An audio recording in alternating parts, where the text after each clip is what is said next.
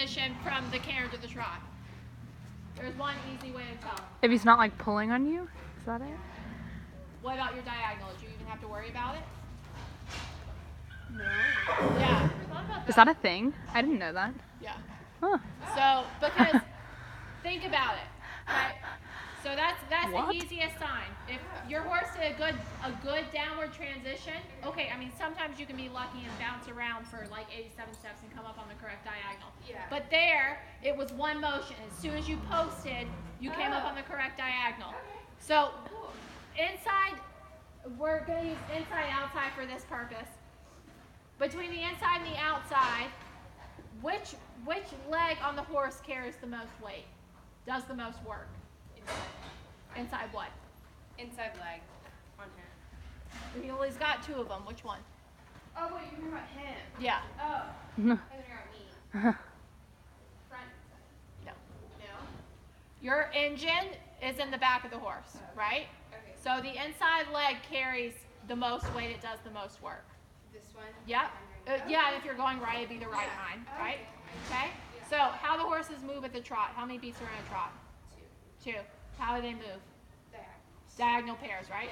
So when his inside hind leg is coming through, stepping under, which foreleg is going forward? Right. Oh. Outside. Outside foreleg, right? That's why we post with the outside foreleg to take weight off the horse's back when that inside hind leg is coming under, because that's what's one is doing the most work. Yes.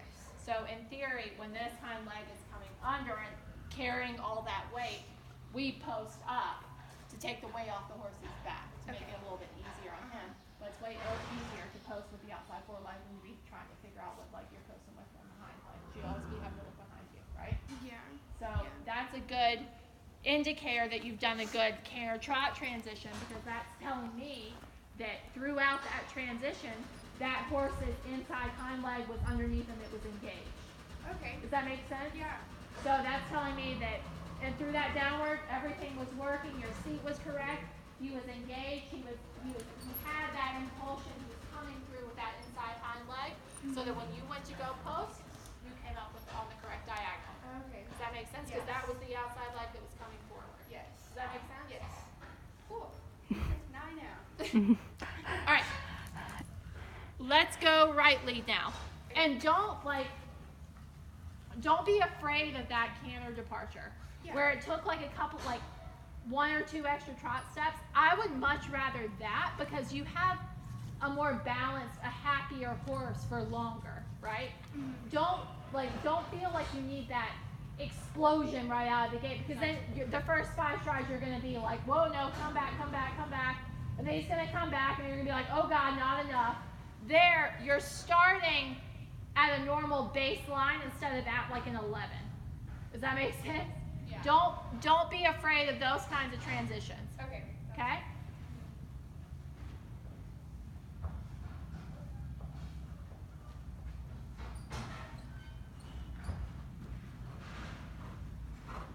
Don't twist your hips.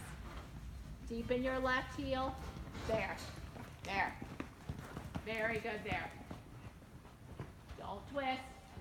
Step in your outside. There. Good. Now you're straight. Now you're straight. And then canter when you're ready. Watch the rein length.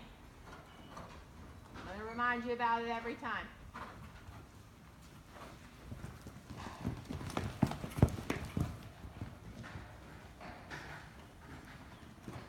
Okay?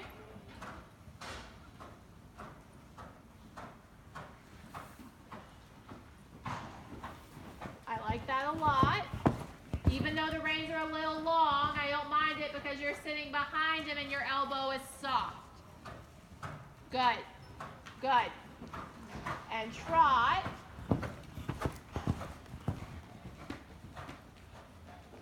Yeah, and see, that's where the long reins trip you up a little bit, right? So, walk for a second. That was a better transition. So tell me why he picked up the wrong lead here.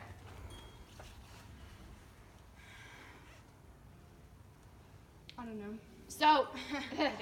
you picked kind of a difficult place, because technically this is a straight line, right? Yeah. And horses, if they're perfectly straight, you kind of have to bend them in a way that they understand what lead to pick up, right?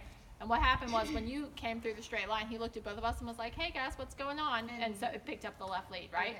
So just make it a little bit like, you know, in a couple of weeks, a couple of months, it's going to be easier to pick up canters on straight lines. But for now, just pick it up, make it easy for him. Okay. Or if you are going to pick it up in a straight line, make it very, very clear to him which one you want. Okay, I think Okay. I was afraid to do it on the curb because I feel like it's not even that tight, but just like coming around here, it just felt like it might be too tight because I'm like turning like a little bit harder. Yeah. Don't, He's I mean, still falling out on his outside a little bit. So Yeah. I was like, so I don't don't, want to.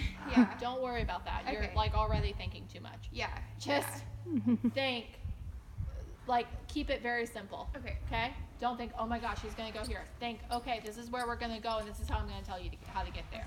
Don't, like, again, don't create a problem where there isn't one, right? Don't create a scenario that's not going to happen, right?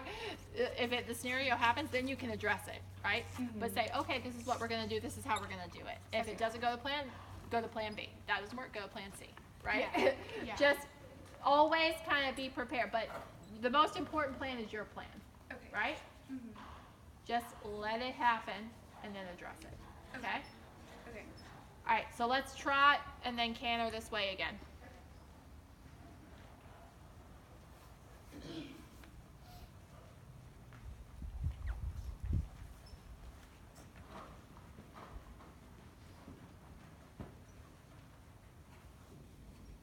You guys do eventing now, is that